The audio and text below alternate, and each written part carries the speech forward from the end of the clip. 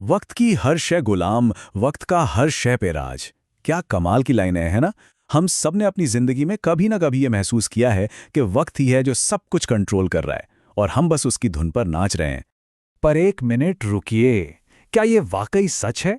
क्या हम सच में टाइम के गुलाम बन गए हैं? जरा एक पल के लिए इस सवाल पर सोचिए।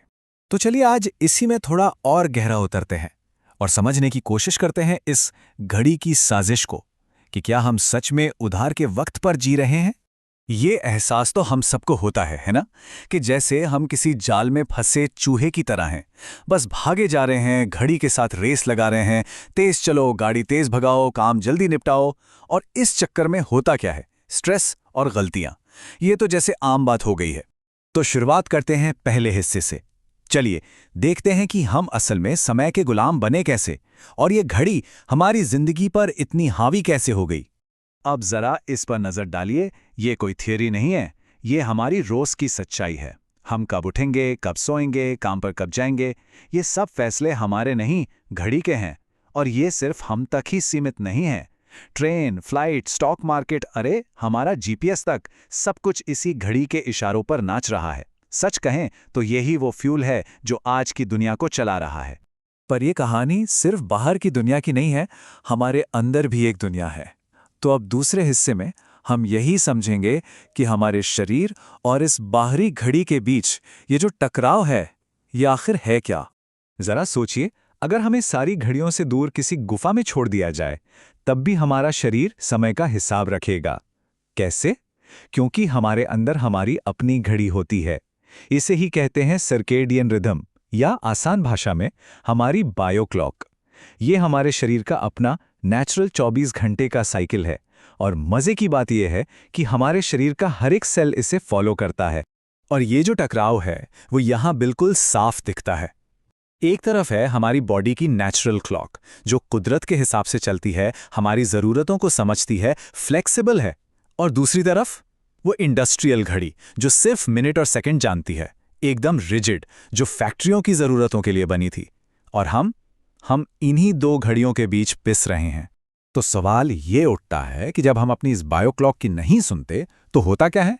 देखिए, इसका असर सीधा हमारी सेहत पर पड़ता है, फिजिकल भी और मेंटल भी। जब दुनिया की घड़ी और शरीर की घड़ी का तालमेल बिगड़ता है तो नतीजे गंभीर होते हैं।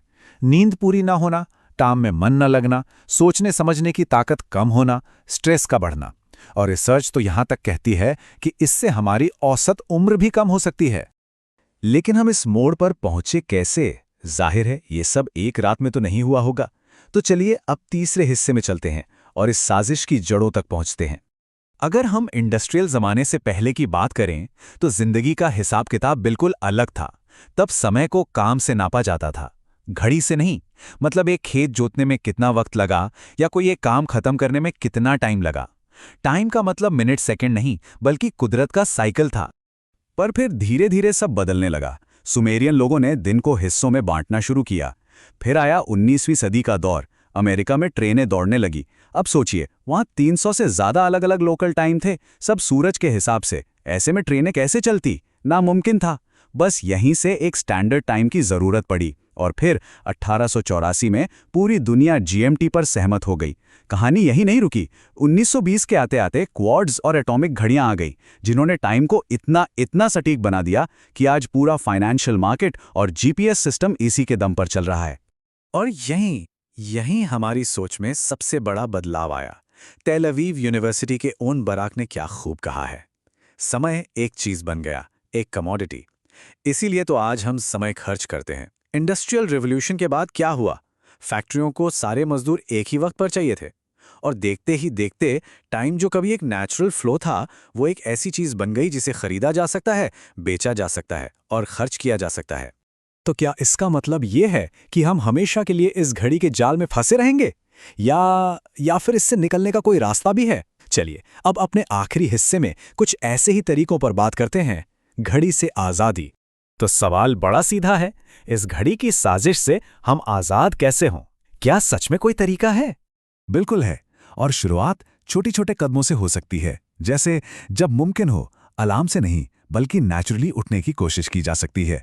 बिना घड़ी देखे वॉक पर निकला जाए, और तब तक चला जाए जब तक शरीर ना कहे कि बस। और सबसे जरूरी, एक बार खुद से पूछना तो बनता है कि घड़ी के इस शेड्यूल से परे असल में जीना कैसे है।